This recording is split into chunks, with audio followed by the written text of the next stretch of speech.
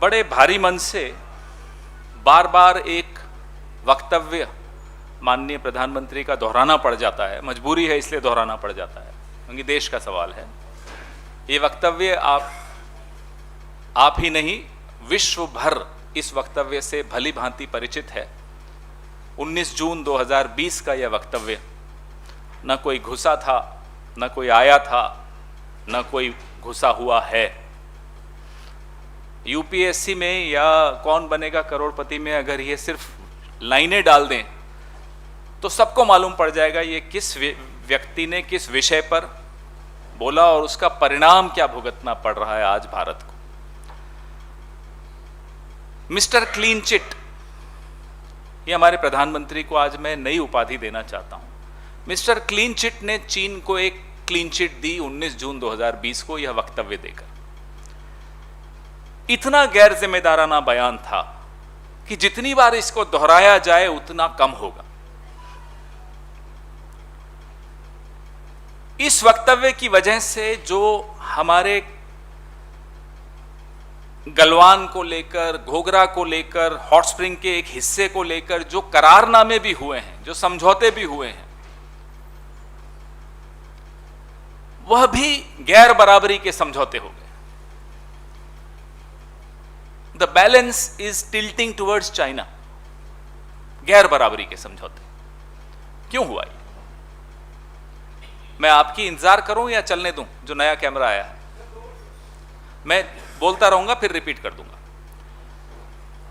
चीन की समझ में आ गया, विश्व की समझ में आ गया कि भारत में एक ऐसा प्रधानमंत्री है जिसको भारत की भौगोलिक संप्रभुता से अधिक, भारत की सीमाओं की सुरक्षा से अधिक अपनी कृत्रिम छवि की चिंता ज्यादा है। Here is the Prime Minister in India who is more worried about an artificial image of masculinity which he has created about himself, much more worried about that than the geographical integrity of the borders of India. ये कोई छोटी बात नहीं है, ये बहुत ज्यादा खतरनाक ऑब्जर्वेशन मानी जाएगी पूरे विश्व द्वारा, और इसके जिम्मेदार और कोई हो ही नहीं सकता। वही व्यक्ति हो सकता है जिसने ये टिप्पणी की थी। प्रधानमंत्रियों को, मंत्रियों को बहुत नपे तुले शब्दों में बोलना चाहिए, विशेष तौर पे जब वो विदेश नीति की कोई बात कर रहे हैं। आज हम क्यों इस विषय को फिर से दोहरा रहे हैं? आज हम आपके सामने फिर से यह वक्तव्य लेकर आ रहे हैं? इसका कारण क्या है? डेप्सांग और हॉट स्प्रिंग को लेकर जो 13वां दौर कोर कमांडर्स की वार्ता का हुआ वो विफल हो गया। चीन डेप्सांग से, हॉट स्प्रिंग से पीछे हटने को अब मना कर रहा। भारत के हमारे पराक्रमी सेना के हमारे जो सेना प्रमुख हैं उन्होंने कहा China is here to stay. तुलना कीजिए प्रधानमंत्री के वक्तव्य की कि ना कोई घुसा है, ना कोई आया है, ना कोई है, China is here to stay. ये तुलना करके भी आपको अफसोस होगा कि ये क्या हो रहा है। जो हमने हासिल किया था, हमारी वीर सेना ने दक्षिण पैंगोंग में हासिल किया था, वो भी हमने गंवाया। जहां हमारी पेट्रोलिंग होती थी अप्रैल 2020 से पहले तक, वहां अब पेट्रोलिंग नहीं होती, यथास्थिति नहीं वापस हम स्थापित कर पाए। एक वीर देश, एक वीर सेना और एक कमजोर प्रधानमंत्री, बताइए ये कॉम्बिनेशन कैसी सुनाई देती है? सेना के पराक्रम में न 67 में किसी को संशय हुआ, न 71 में किसी को संशय हुआ, न कारगिल के दौरान किसी को संशय हुआ। सेना के पराक्रम पे संशय हो ही नहीं सकता। और मैं हिम्मत मेरे में है ये बोलने की कि 62 में भी सेना के पराक्रम में कोई कमी नहीं थी, 65 में भी नहीं थी, 67 में भी नहीं थी, 71 में भी नहीं थी, 1990 में भी नहीं थी, 99 में। यहां हमारी कमी राजनीतिक इच्छा शक्ति की बड़ी स्पष्ट तौर पे दिख रही है, जब चीन कहता है we will not go back. ना केवल we will not go back, Uttarakhand के 2 इलाकों में घुसकर हमारे पुल डिस्ट्रॉय कर कर चला जाता है। यह स्थिति कैसे पैदा हुई, इसका जवाब अब क्या होगा, यह चर्चा अब हमें सबको बार बार करनी पड़ेगी। अब तुंजुनाला पास जो था उत्तराखंड का, वहां आपने पहले कभी सुना ऐसा इस तरह से हिमाकत की हो चीन ने? बाराहोटी जो था, बाराहोटी में क्या कभी चीन पहले घुसा था इस तरह से जैसे अब घुसा था? तो वो लद्दाख हो, अरुणाचल हो, सिक्किम हो, उत्तराखंड हो, बार बार चीन ये हिमाकत करने की हिम्मत जुटाता है, क्योंकि उसे मालूम है मिस्टर क्लीन चिट उसको विश्व में क्लीन चिट दे देंगे।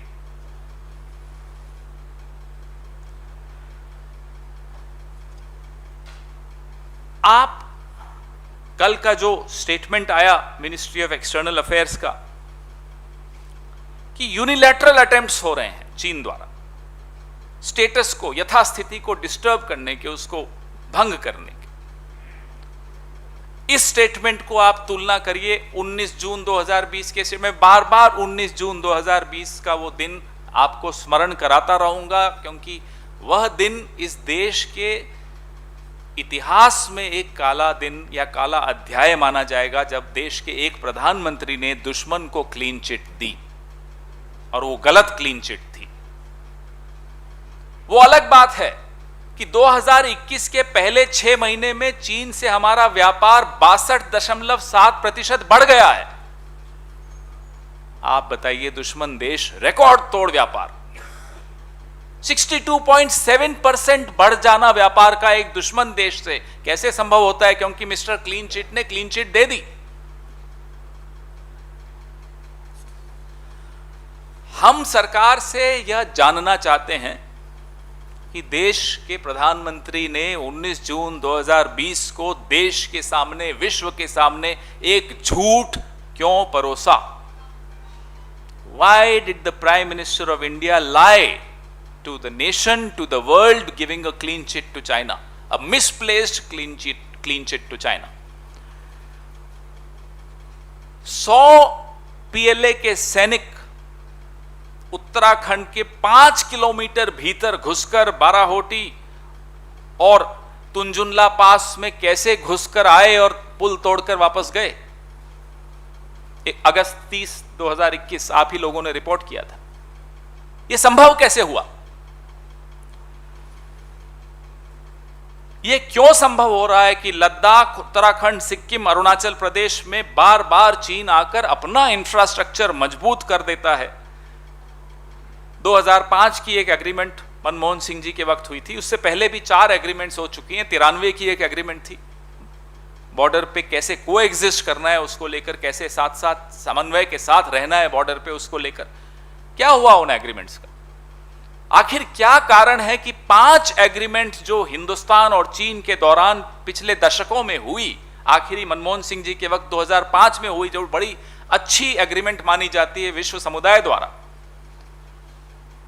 उन एग्रीमेंट्स को आप यह सुनिश्चित नहीं कर पा रहे कि चीन उन एग्रीमेंट्स पर रहे। You have diluted those 5 agreements between India and China, the last one being under Dr. Manmohan Singh in 2005, on how to coexist on the borders.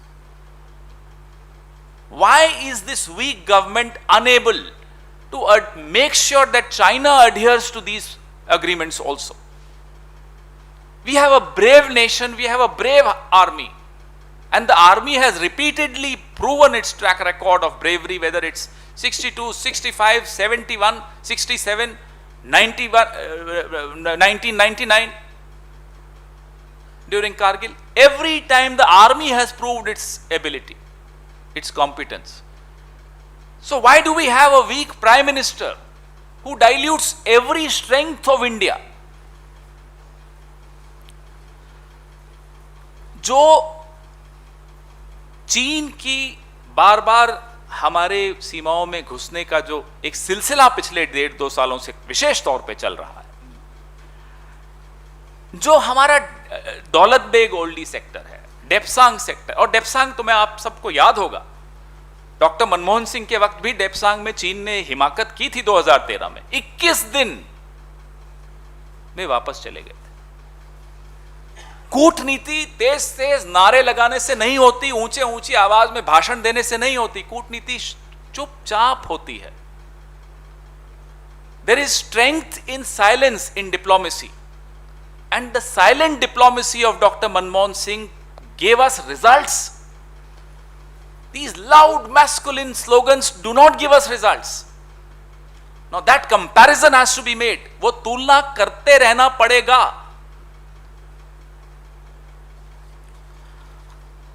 बारहवां राउंड जो मिलिट्री का अगस्त में हुआ, गोगरा क्षेत्र के विषय में तय हुआ आपस में दोनों कोर कमांडर्स का,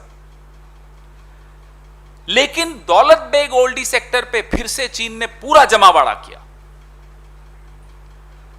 ना केवल वहां उन्होंने जमावड़ा किया, S-400 air defence missile system वहां डिप्लॉय करना ये छोटी बात नहीं होती है, देश के लिए खतरा है। और इस खतरे का आभास हमें और आपको होना पड़ेगा, और इस सरकार को बार बार याद दिलाना पड़ेगा कि ये खतरा हमारे बॉर्डर्स पे मंडरा रहा है, ये पहली बार हुआ है, इसको रोकिए। जो बन सकता है वो कीजिए, ट्रेड बाद में हो जाएगी, रोकिए इन लोगों को। ये कितना एयरक्राफ्ट कितने दूर हैं जम्मू कश्मीर से और लद्दाख से? 400 किलोमीटर से भी कम। हमें ये याद रखना होगा कि प्रधानमंत्री और कैबिनेट आज चुप हैं, और मुझे लगता है ये अच्छी बात है शायद चुप है, क्योंकि बोलते हैं तो क्लीन चिट दे देते हैं। लेकिन इन सवालों के जवाब हमें प्रधानमंत्री से चाहिए, और इस बार बिना क्लीन चिट के चाहिए। Subscribe to Nation Next YouTube channel and press the bell icon to get regular updates from Nation Next. Also like Nation Next Facebook page and follow us on Instagram and Twitter.